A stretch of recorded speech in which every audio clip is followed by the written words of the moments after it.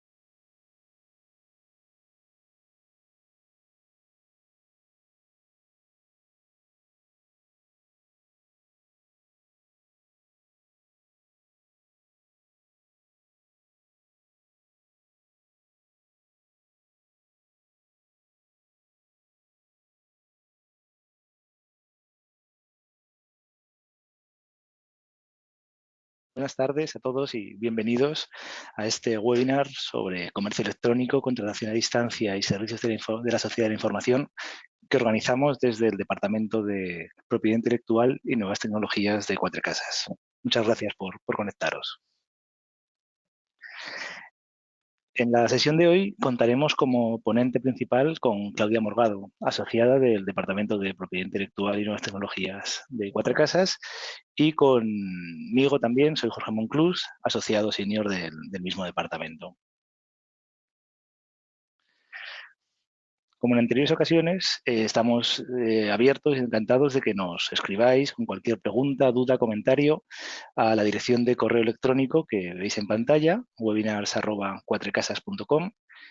e intentaremos contestarlas durante la sesión. Si no nos diera tiempo, por supuesto, las contestaremos al terminar.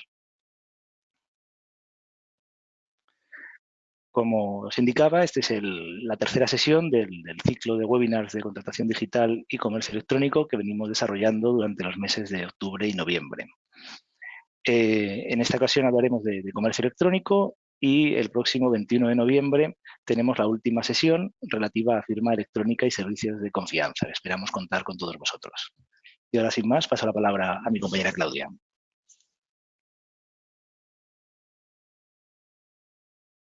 Buenas tardes, bienvenidos y muchas gracias a todos por inscribiros en esta tercera sesión del curso webinar de aspectos jurídicos de la contratación digital y del comercio electrónico. Como comentaba Jorge, en la sesión de hoy nos centraremos en cuestiones fundamentales sobre el comercio electrónico, la contratación a distancia y la prestación de servicios de la sociedad de la información. Y en particular trataremos las obligaciones de información general y de información previa y posterior a la contratación de bienes y servicios a través de Internet, el procedimiento de contratación y otros contenidos típicos del aviso legal, las condiciones de compra o los términos de uso de los sitios web. Asimismo, discutiremos los derechos de los consumidores en caso de relaciones B2C, con especial foco en el régimen del derecho de desistimiento y sus excepciones.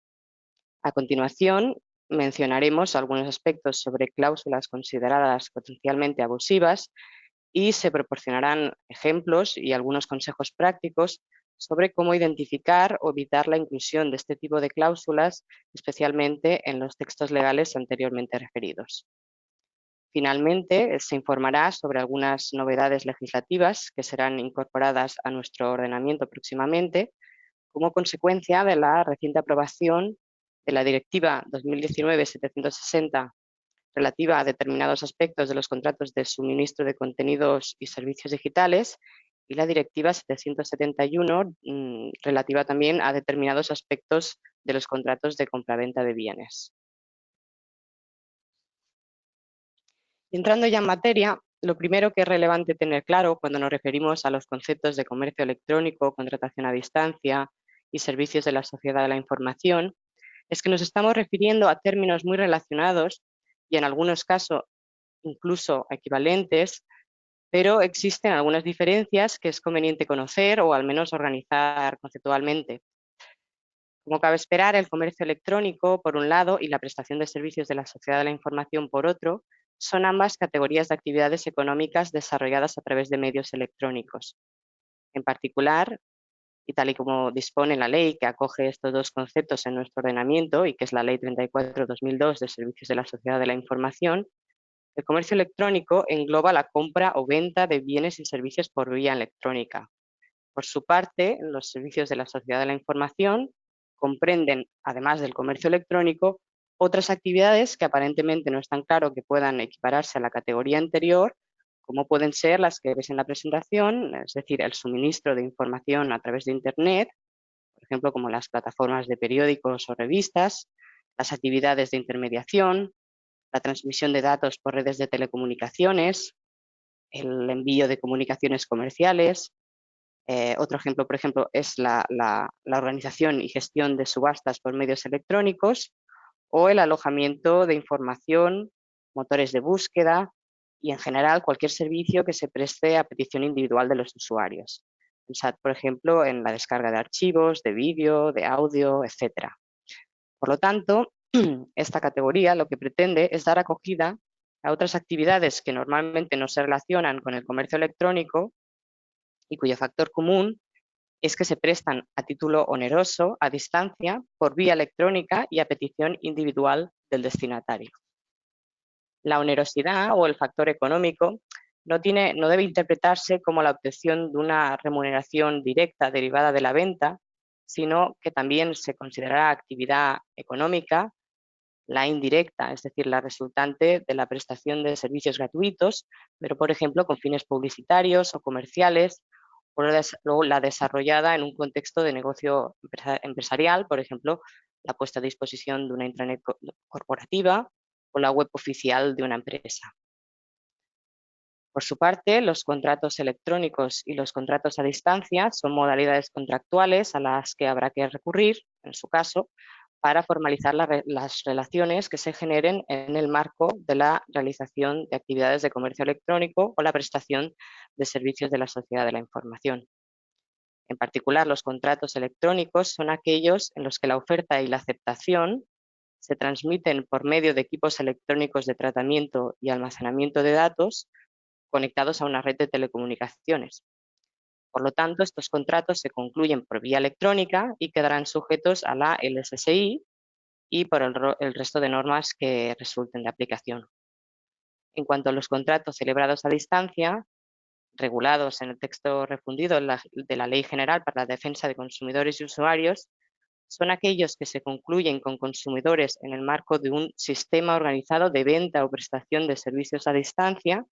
sin la presencia física simultánea de las partes y en el que se han utilizado exclusivamente técnicas de comunicación a distancia hasta el momento de la celebración del contrato y para la celebración en sí misma. Es importante destacar aquí que las técnicas de comunicación a distancia podrán ser no solo Internet, sino también el correo postal, el teléfono o incluso el fax. Por lo tanto, queda clara la distinción entre las actividades de comercio electrónico y servicios de la sociedad de la información,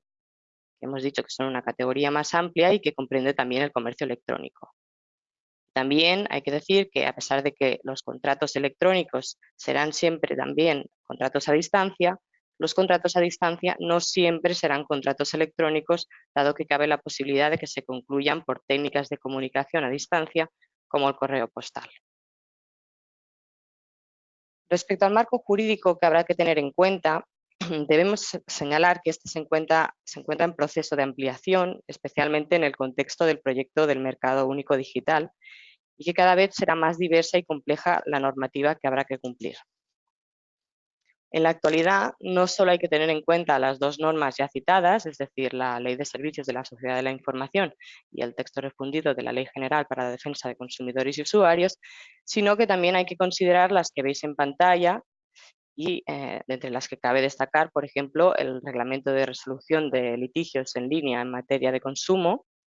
que haremos referencia más adelante en esta presentación, el reglamento de medidas para impedir el bloqueo geográfico injustificado, el reglamento conocido como de geoblocking, y que se ocupa de impedir discriminaciones injustificadas en la venta online por razón de nacionalidad, lugar de residencia o lugar de establecimiento de los clientes en el mercado interior, o también muy importante el Real Decreto Ley 19/2018 de servicios de pago, que viene a transponer a nuestro ordenamiento la directiva SP2, cuyo objetivo, entre otras, es mejorar la seguridad en el uso de sistemas de pago a través de Internet y reforzar la protección contra fraudes y abusos potenciales. Por otro lado, también están las directivas de suministro de contenidos y servicios digitales y de compraventa de bienes, que trataremos brevemente al final de esta sesión. Y finalmente también destacar el reglamento de transparencia, que está relacionado con la imposición de nuevas normas de transparencia a intermediadores en línea y a motores de búsqueda, y al que probablemente dediquemos un webinar específico más adelante. Y centrándonos en el siguiente asunto, en la elaboración de los textos legales más habituales de plataformas de comercio electrónico, como son el aviso legal, las condiciones de uso y las condiciones de compra de bienes y servicios, habrá que tener especialmente en cuenta los distintos deberes de información general y previa a la contratación, así como también el procedimiento de contratación en sí mismo. También será relevante conocer y cumplir con los deberes de información posterior al contrato y especialmente informar sobre el derecho de desistimiento cuando se trate de contrataciones a distancia con los consumidores, salvo que por la naturaleza de la actividad pueda ampararse en alguna de las excepciones de dicho derecho previstas en el artículo 103 del texto refundido de la Ley General para la Defensa de Consumidores y Usuarios. En la elaboración de los textos es importante considerar, además, aspectos relacionados con la propiedad intelectual de la plataforma web y sus contenidos o elementos. En muchos casos, y no solo cuando el objeto de comercio sea un programa informático o una obra,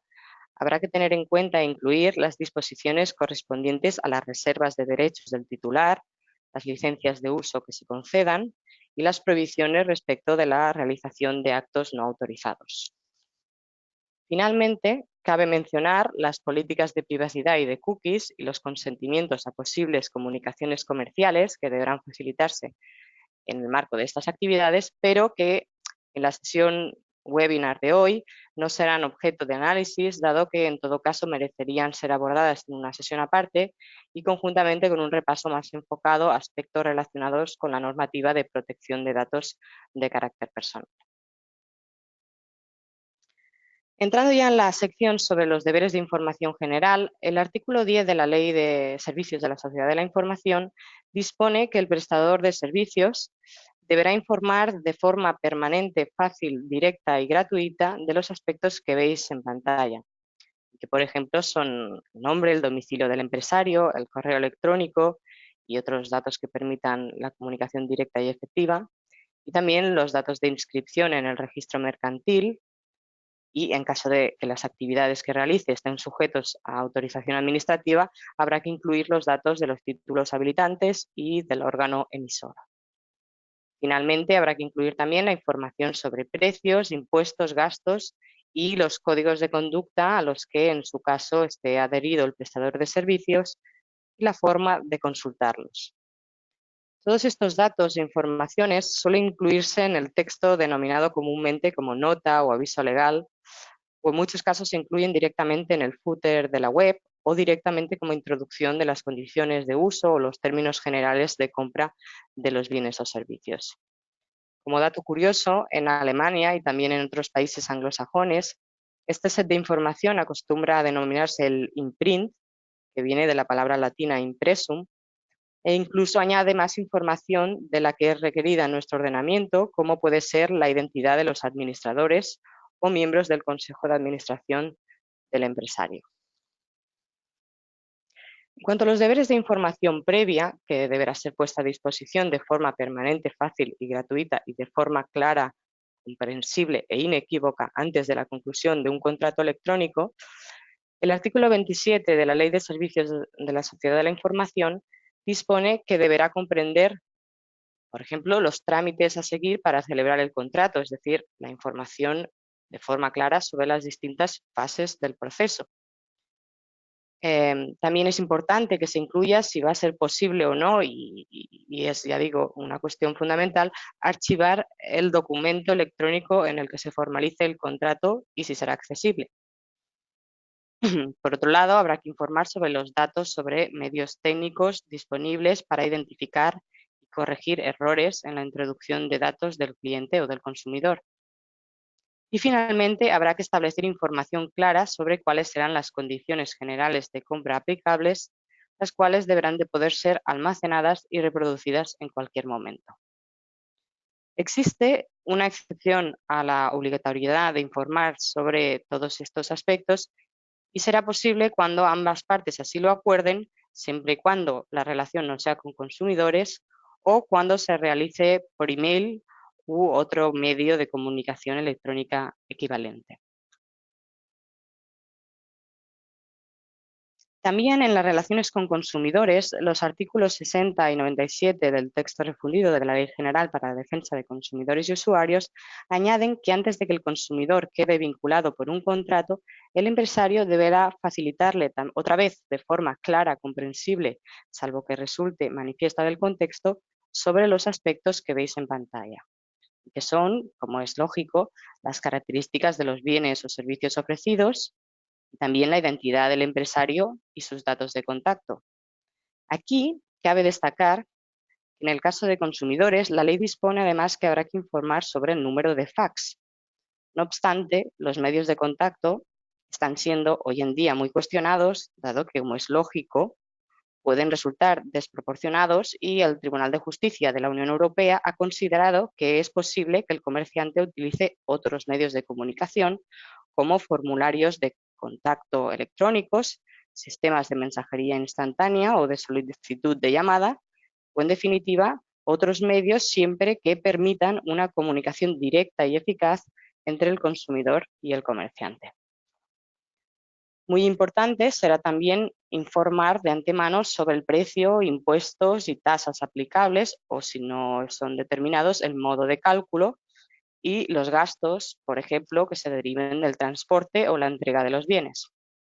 Ligado con lo anterior, habrá que informar sobre el procedimiento de pago, la entrega y la ejecución y las fechas en las que el empresario se comprometa a cumplir con sus obligaciones.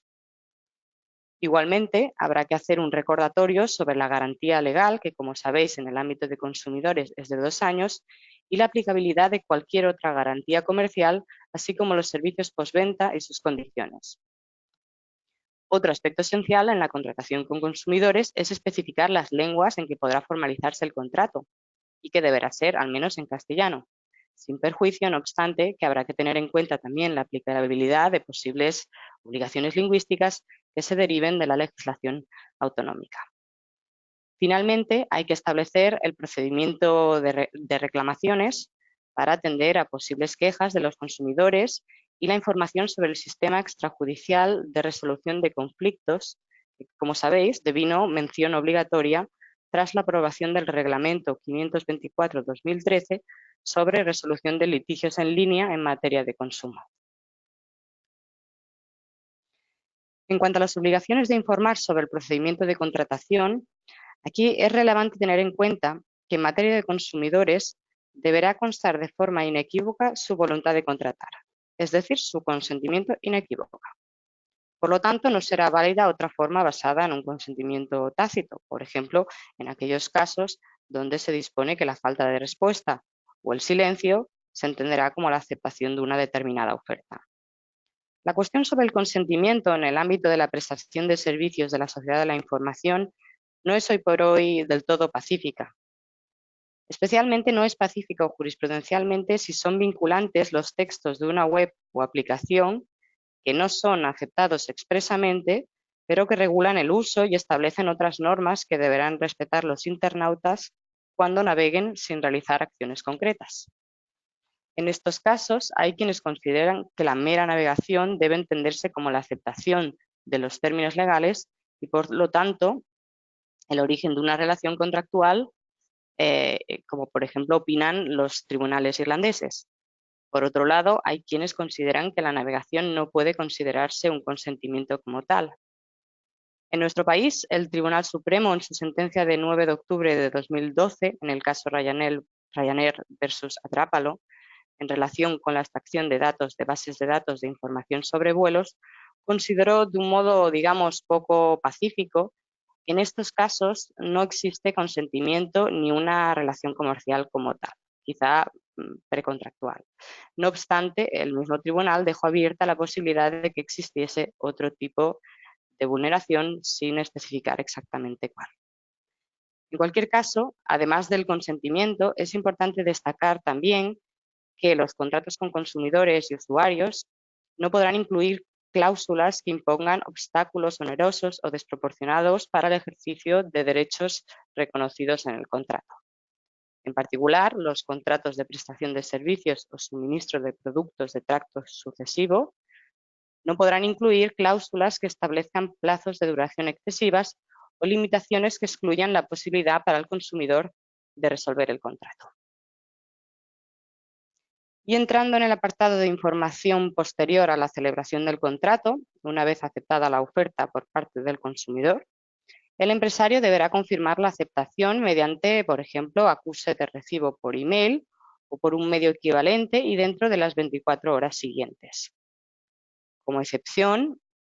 y del mismo modo que con la información previa a la contratación, no será necesaria la confirmación de la aceptación cuando ambas partes así lo acuerden y no se trate de una relación con consumidores o cuando se haya realizado por email. En el ámbito de consumidores será necesaria la entrega de un recibo justificante, es decir, de un documento con las condiciones esenciales de la contratación y que incluya el acceso o una copia de las condiciones generales de contratación firmadas. Igualmente, los consumidores tendrán derecho a recibir la factura en papel. Además de lo ya indicado, resulta conveniente y habitual en la práctica que las condiciones de uso incluyan otras previsiones relevantes. Por ejemplo, suelen incluirse disposiciones dirigidas a regular el derecho del empresario a realizar modificaciones del alcance de los servicios o sus funcionalidades u otras modificaciones del contrato en sí mismo. A este respecto, es importante destacar que si bien estarán permitidas en principio las modificaciones unilaterales debidas a exigencias legales o técnicas, cualesquiera otras modificaciones del contrato deberán ser aceptadas por el consumidor con carácter previo a su aceptación.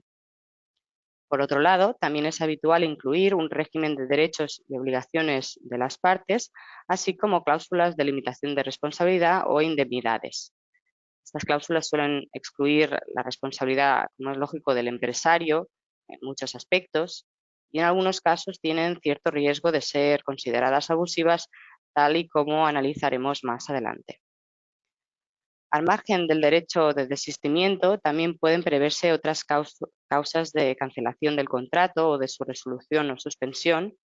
y los efectos en tales circunstancias. Muy importante será también incluir datos sobre el tratamiento, o sea, una cláusula sobre el tratamiento de datos personales y, en su caso, un enlace a la política de privacidad que resulte de aplicación.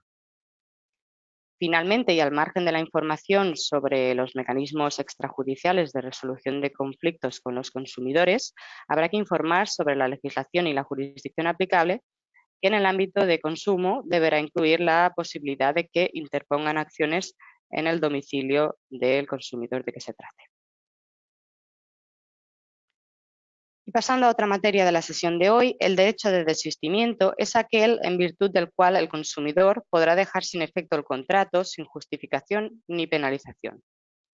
Este derecho se reconoce únicamente por ley o contractualmente. Respecto al primer caso, el texto refundido de la Ley General para la Defensa de Consumidores y Usuarios reconoce este derecho a los consumidores que concluyan contratos a distancia o fuera del establecimiento mercantil del empresario. También existen otras leyes que lo reconocen, como la Ley 28/1998 de venta a plazos de bienes muebles, aunque en general es un derecho especialmente extendido en el ámbito de consumidores, también reconocido, por ejemplo, por la Ley de Contratos de Crédito al Consumo o la Ley de Comercialización a Distancia de Servicios Financieros para Consumidores.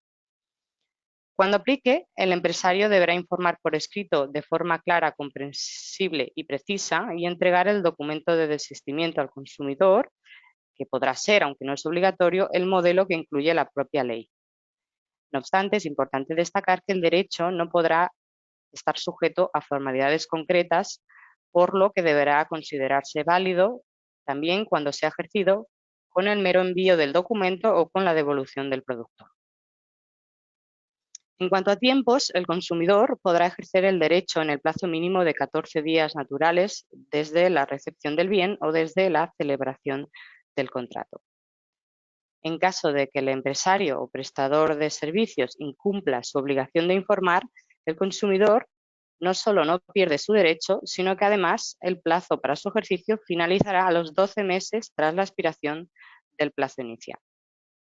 El ejercicio del derecho de desistimiento no podrá implicar gasto alguno para el consumidor.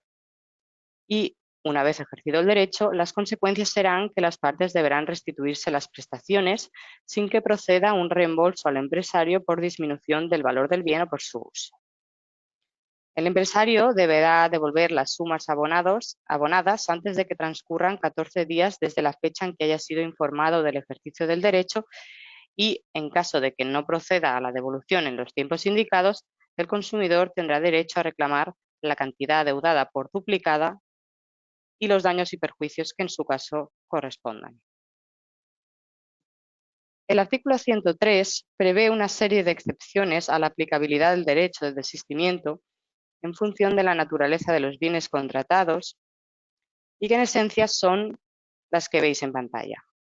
Por ejemplo, cabe destacar aquellos bienes que puedan deteriorarse o caducar, como cabe esperar, o bienes desprecintados que no puedan ser objeto de devolución por una razón de salud o higiene, o también bebidas alcohólicas cuyo valor dependa de fluctuaciones.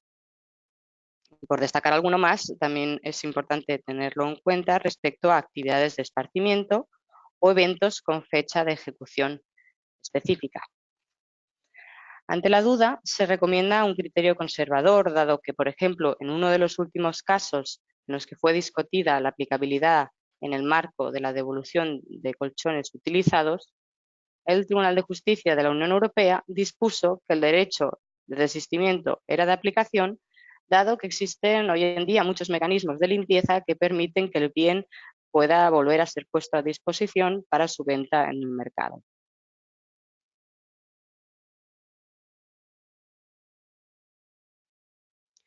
Como hemos dicho, en la elaboración de todos estos textos hay que tener cuidado con la posible inclusión de cláusulas abusivas.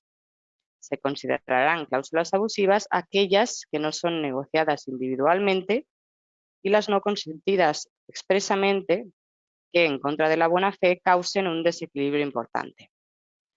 Algunos ejemplos de cláusulas abusivas son las relacionadas con aspectos que veis en pantalla. Por ejemplo, las que vinculen la validez o continuidad del contrato a la voluntad del empresario, las que priven de los derechos básicos del consumidor, también aquellas que impliquen la falta de reciprocidad o afecten al perfeccionamiento y a la ejecución del contrato. O finalmente también las relacionadas con la fijación de la jurisdicción y el derecho aplicable sin tener en cuenta los derechos del consumidor. En pantalla podéis ver algunas noticias relevantes respecto de cláusulas que han sido consideradas abusivas por los tribunales y que eran incluidas en importantes medios o redes sociales. Incluimos un enlace a nuestro blog por si queréis tener más detalles sobre estos aspectos y conocer mejor cada uno de estos casos. Asimismo, en este otro enlace podéis encontrar un portal de la Unión Europea que incluye un conjunto de ejemplos prácticos y un análisis de cláusulas particulares que pueden ser de utilidad para contrastar o descartar la abusividad de cláusulas concretas contenidas en vuestras condiciones de uso u otros textos legales que tengáis en vuestros sitios web. Y entrando ya en la última sección de la sesión de hoy,